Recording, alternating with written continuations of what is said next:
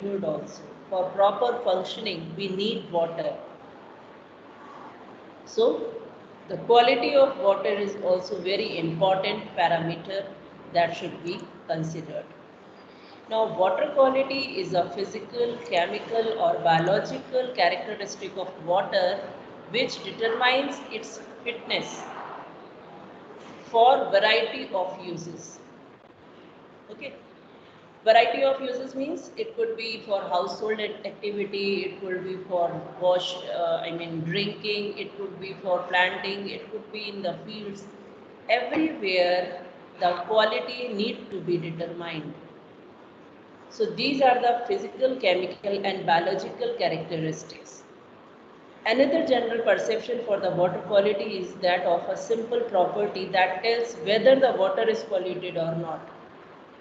If we see that the water is polluted, we will say that it is of low quality, and if we see that water is not polluted, we can say it is of good quality. Now, what are the different components of the water quality? There are three aspects: microbial aspect, chemical aspect and physical aspects. So these are the three aspects which will comprise the quality of water, which determine the quality of water. What are the different water quality measurements? Okay.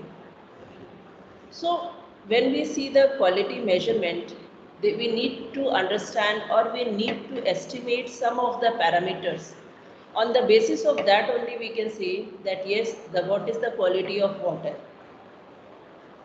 Whether, to assess the quality, you can say to assess the quality, we need to estimate, we need to measure some parameters. On the basis of that only we can say that yes, the quality is good, quality is bad, quality is mediate, intermediate, it is recommended for this purpose or it is not recommended for this purpose. So what are those different parameters? These are pH, DO and BOD. DO means dissolved oxygen. These all are the parameters present in the water. So pH of water is one of the parameter. DO and BOD. DO, dissolved oxygen in the water, and BOD is biological oxygen demand of water. Third parameter is turbidity. That is the clarity or the suspended matter in the water. Okay, so that is also one of the important parameter. Next is the temperature. What is the temperature of that water? Whether it is very low, whether it is very high. So it could be used or not for different purposes. That is also one of the important parameter. Next is the conductivity. Conductivity means flow of ions. If more ions are present, more conductive it will be. So that means it is, we will see all these in detail in the coming slides. If more conductive is there, conductivity is there, that means more dissolved ions are present. And TDS. Okay, so that is also dissolved solid, how much suspended matter is present in the water. And one most last and the most important point is the parameter is the fecal coliform bacteria. Fecal coliform bacteria, that is also a most important parameter to estimate, to measure the sanitary quality of water. When we say the sanitary quality of water, that means it is related to our health, whether we can consume it or we cannot consume it. Okay. So now we are going to see each and every these parameters in detail. First, pH. So what is the pH? That is the potential of hydrogen. It is the concentration of hydrogen ion in the water. If the pH is high, what does high pH indicate?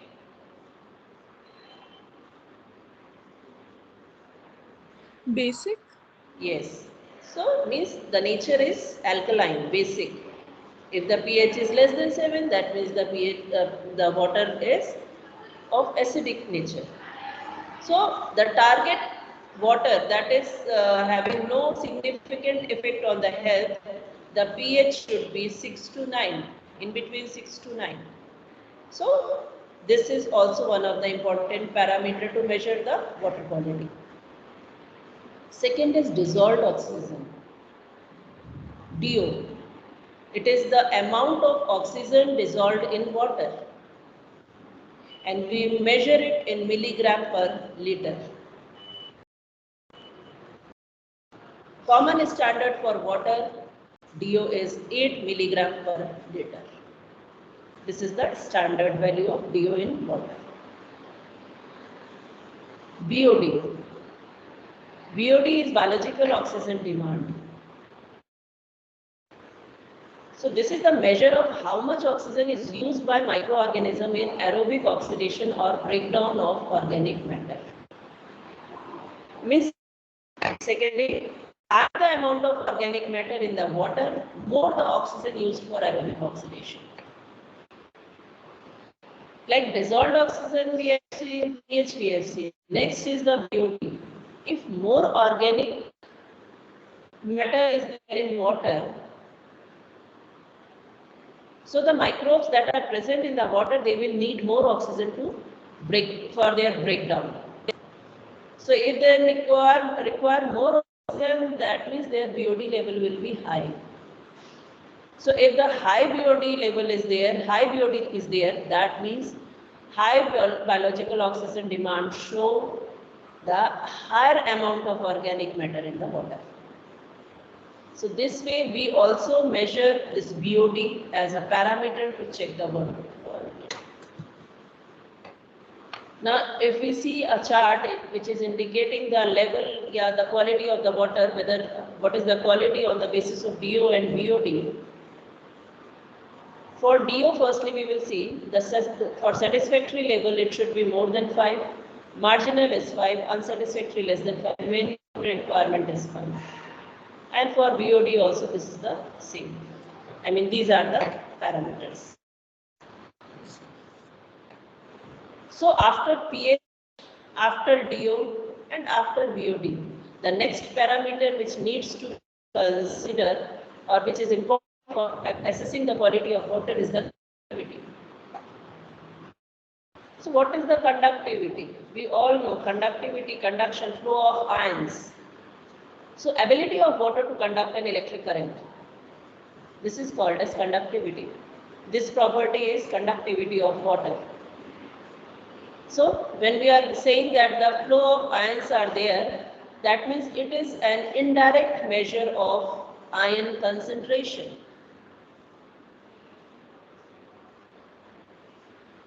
Because the ions are moving, the flow of current is with the help of ions only. So more the ions, more electricity will be conducted by water. And what are those ions? These ions could be carbonate, sulfate, bicarbonate, chloride, nitrate, potassium, sodium, calcium ion. So more the ions, more the electricity can be conducted. So this is an indirect measure of ion concentration in water. Like we have seen, BOD and DO, that is measured in, that unit is mg per liter. For conductivity, we express it in microsiemens per centimeter, 25 degrees centigrade. Now, total dissolved solid, TDS. If you remember, when we are going to put our RO plant in our house kitchen, when a person is coming that, like I am going for RO of Kent company.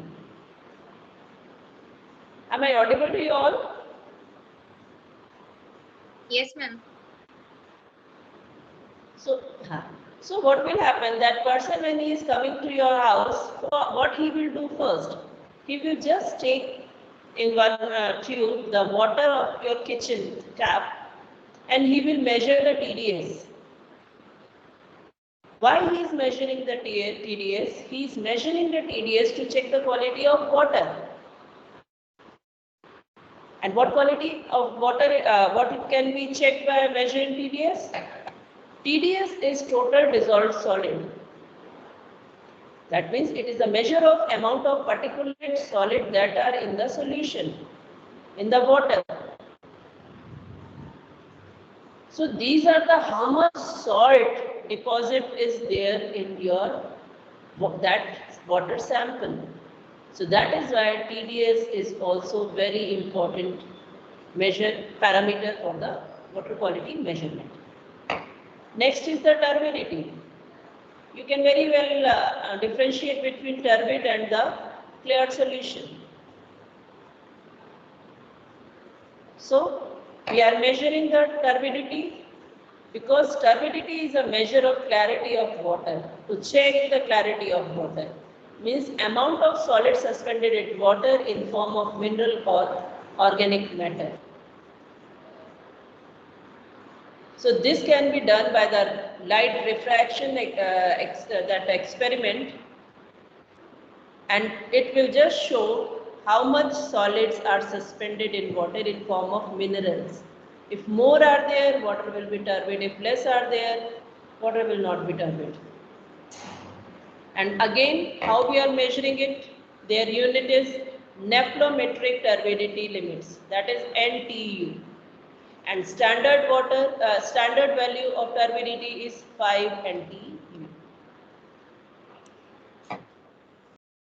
Now we came to our most important part of the topic, that is the fecal coliform bacteria.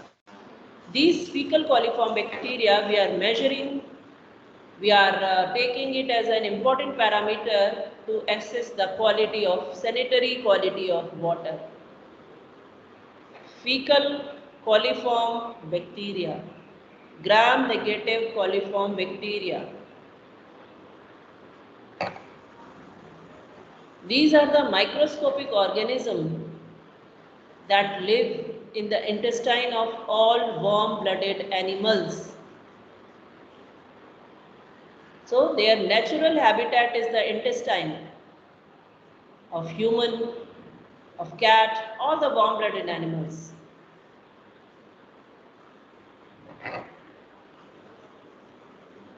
So how they are causing infection? These coliforms eliminated in human, animal feces or waste. So through the fecal matter, they are coming out, eliminated from the intestinal tract. One more thing is important you should be aware of, that why these are present in the intestine, because they are helping to our body also. Okay, for so many in so many processes. So they can be eliminated. They are eliminated with the fecal matter. Now, fecal coliform bacteria may indicate the presence of disease-carrying organism which lives in the same environment as the fecal coliform bacteria.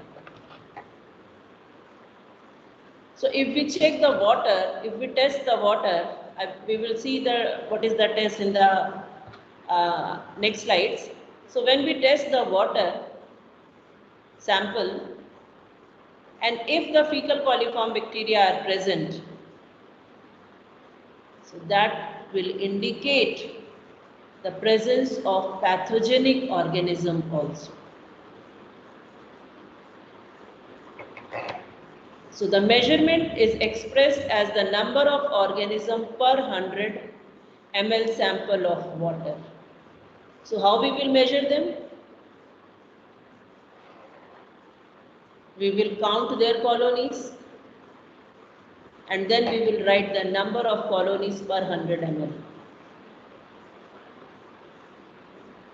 And with the standard table, we can say whether this water is potable, it can be consumed or it cannot be.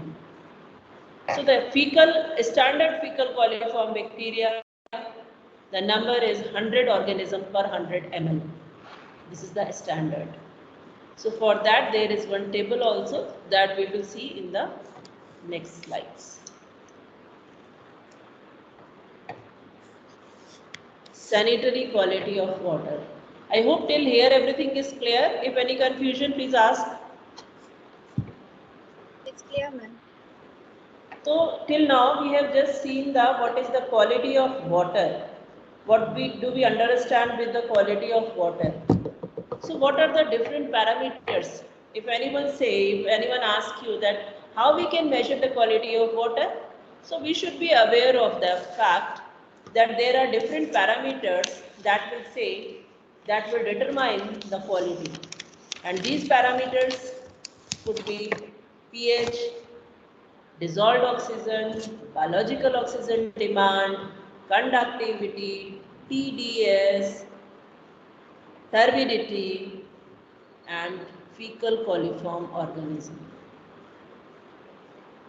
So now coming to the sanitary quality of water. Now we will see what is the sanitary quality of water. So for the fecal coliform, like we have seen that if they are present in the environment, that indicate, like if we have taken one water sample, we have tested it and we have identified that fecal coliforms are present in that. So that indicate the presence of pathogens could be there in the sample. So these are also called as indicator organisms because they are indicating the presence of pathogens in water. Okay, so those pathogenic organisms could be there in the water. Coliform bacteria are the organisms that are present in the environment in the feces of all warm-blooded animals and humans. Coliform bacteria will not likely cause the illness, but their presence in drinking water indicates the disease-causing organism could be present in the water system. Most pathogens that can contaminate water supply come from the feces or the animals of the animal or human. And there are 3 different groups of coliform bacteria and each has a different level of risk.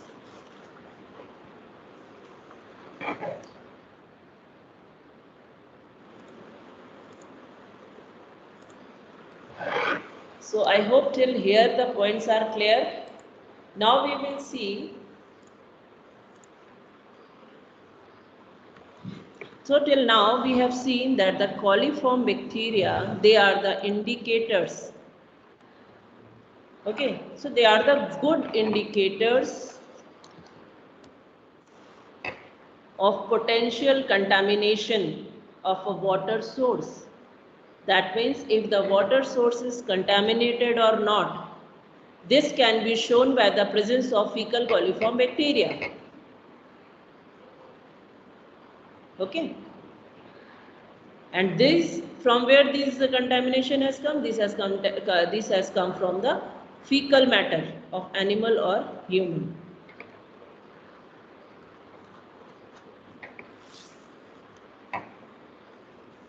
Now we have seen that groups of coliform bacteria. There are 3 groups, 3 different groups of coliform bacteria. Each has a different level of risk. Okay. And one more thing is there. There is one rule that is called as Total Coliform Rule, TCR. And that is a National Primary Drinking Water Regulation, NPDWR, National Primary Drinking Water Regulation.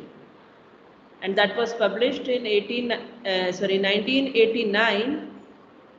And this, according to this rule, all the public water system should be monitored to check the presence of coliform.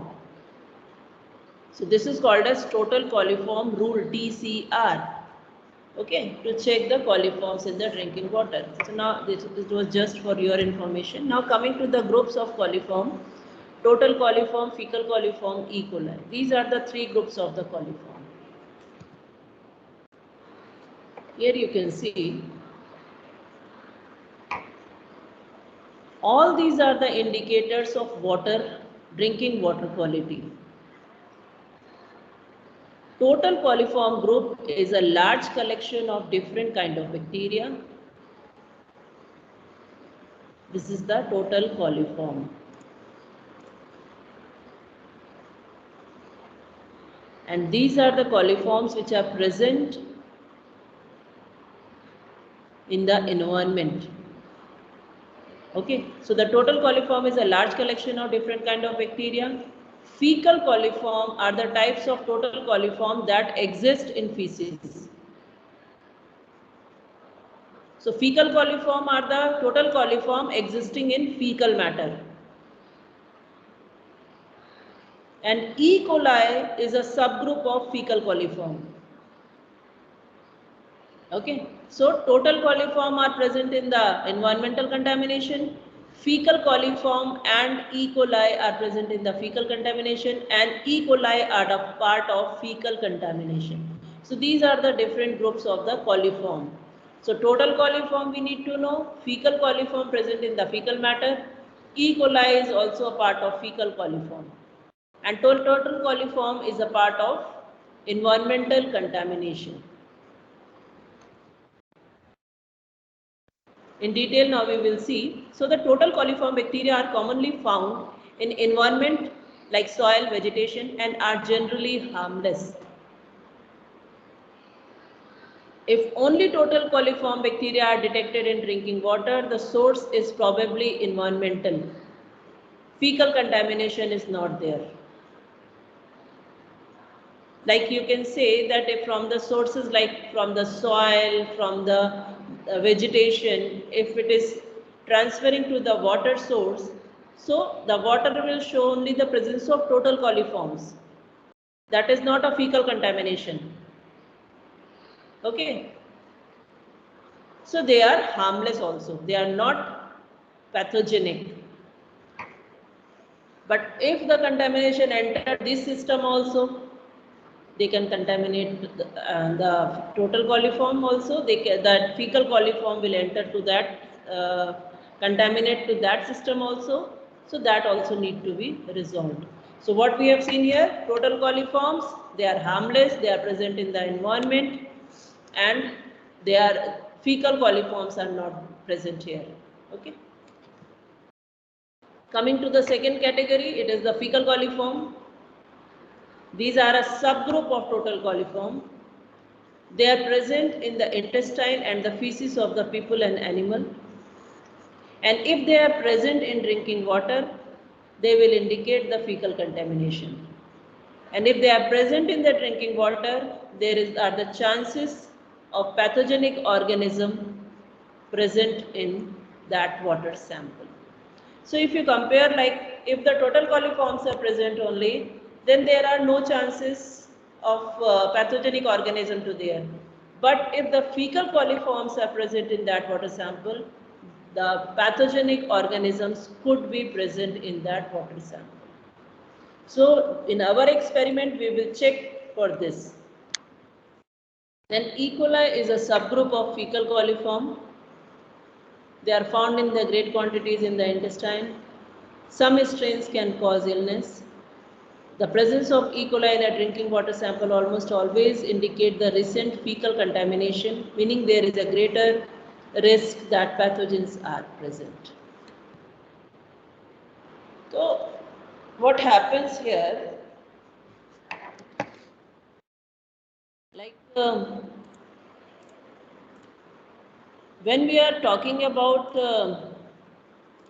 our different forms, so what we will do, when we are doing our test, when we are examining the water sample, what we are doing? We are checking first for the total coliform. Okay.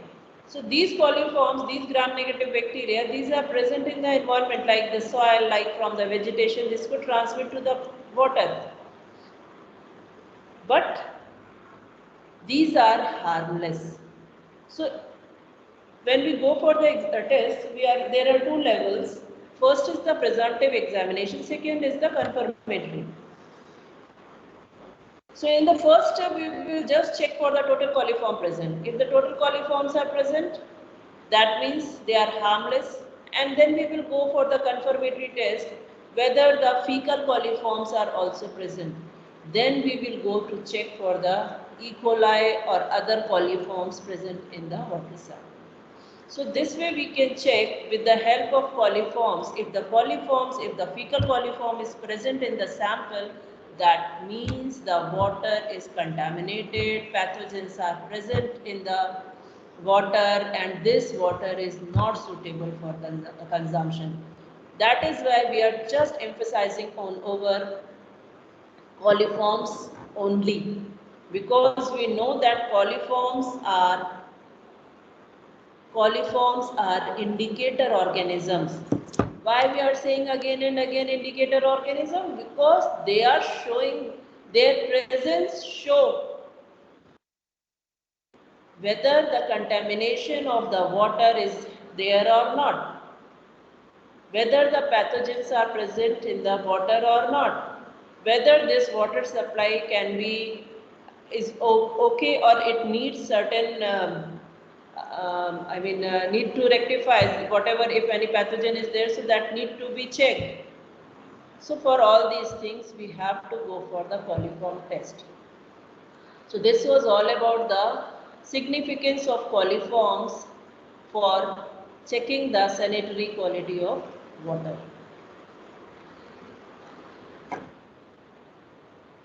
Okay.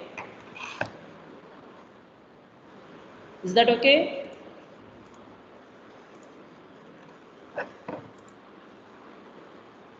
Is that okay? Yes, ma'am. Yes, ma'am. Okay. So I'm just going to just show you one slide. Just see this slide. Take 2 minutes. I'll just share the screen and then we will explain it.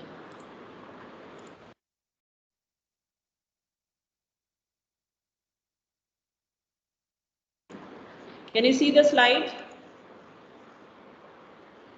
Yes, ma'am.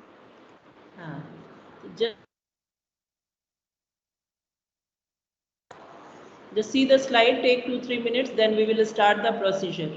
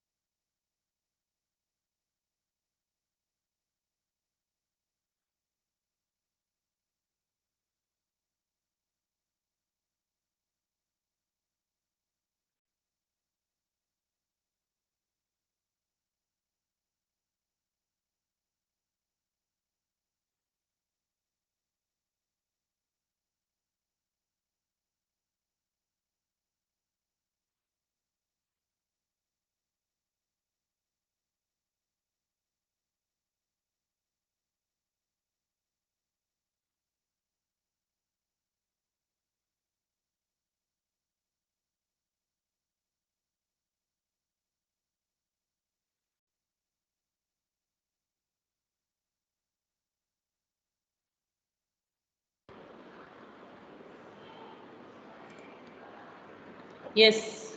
So you all have seen that procedure? Yes, ma'am. Okay. So now we will Yes. study, we will read it and then it will be comfortable for you to understand what we are going to do. And after, at the end, I will show you a video also for whole procedure. Just a minute.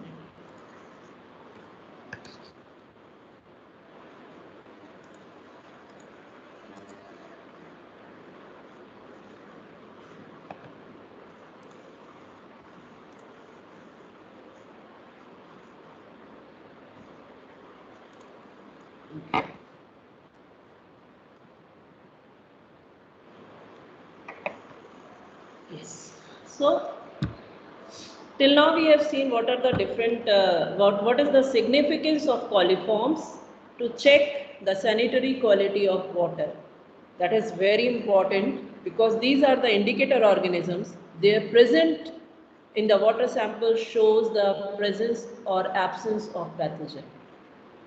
So in your syllabus you have two tests, coliform, one is coliform test and one is second is the ambient technique also. So we will go for this membrane filter technique, that is to detect the presence of coliforms. So membrane filter technique, it can be used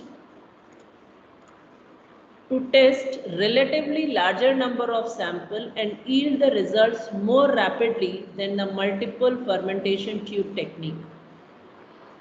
So what is, this is the introduction of this technique. Means if you compare with the multiple fermentation tube technique is the MPN technique.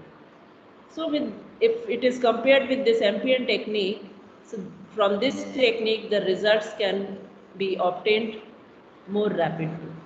It was originally designed for the use in the laboratory, but portable equipment is now available that permits the use of the technique in the fields also.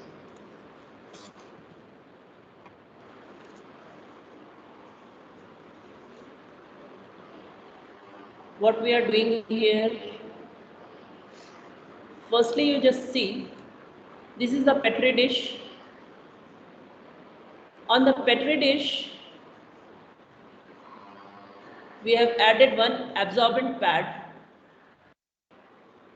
and that we have soaked with the nutrient medium.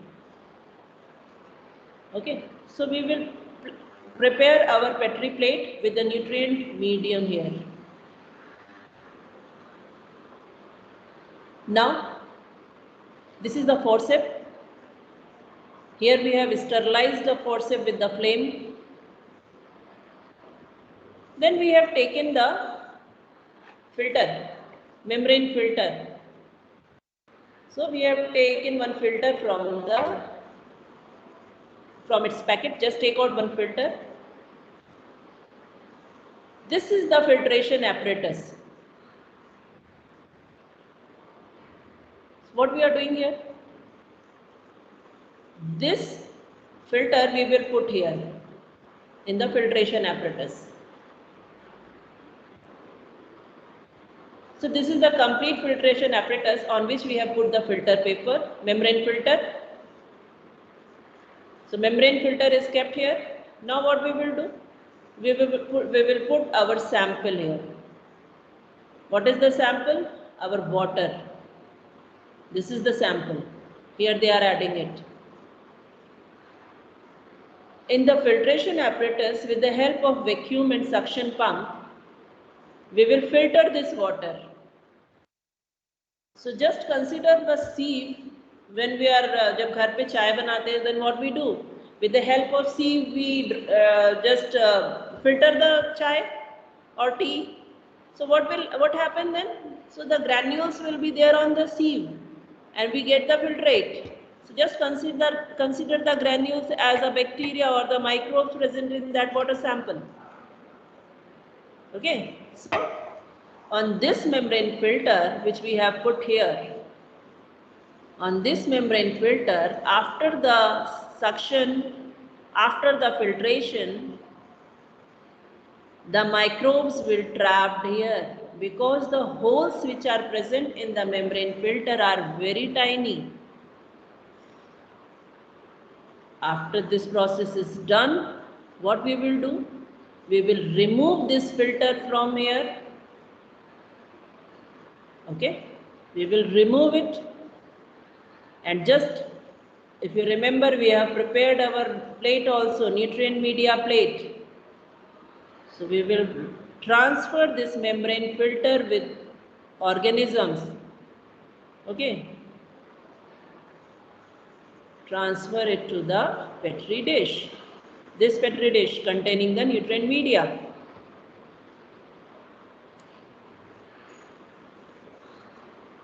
After that, what we will do?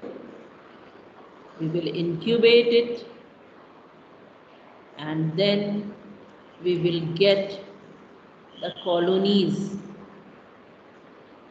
Okay, and with the help of colony counter, we can count the colonies also. One more thing here could be done, like if directly we add the sample, so much dense colonies will be obtained. So for that we will go for the different dilutions, so that we will get the discrete colonies of different dilutions. That all you are aware of now, because dilutions you have done. So same way we can get the different colonies, and we can count the number of colonies, and we can estimate the number of organisms present per 100 ml. So what we have done here, firstly prepared the nutrient media plate, then under a sterile condition taken one membrane filter. Membrane filter ko we have put in placed on the filtration apparatus. After that, we have added the sample to the filtration apparatus. Then we have applied the vacuum. With the vacuum, the filtration of the sample taken place. Microbes were trapped in the membrane filter. Then we have placed this filter to the prepared petri dish. Then incubation, and then colonies after full incubation. These colonies will show the number, how many are present there. For that also, I feel now it's already 10:30. So this is the general procedure. Next class we will see what are the different, how we can differentiate the colonies of total coliform and fecal coliform. And on the basis of their number, how can we say that this water is potable and this water is not potable? Means if it is permissible or if it is not permissible. Okay, so I hope today's this procedure is clear, and the significance of coliform to check the sanitary quality of water is also clear with you all. Is it?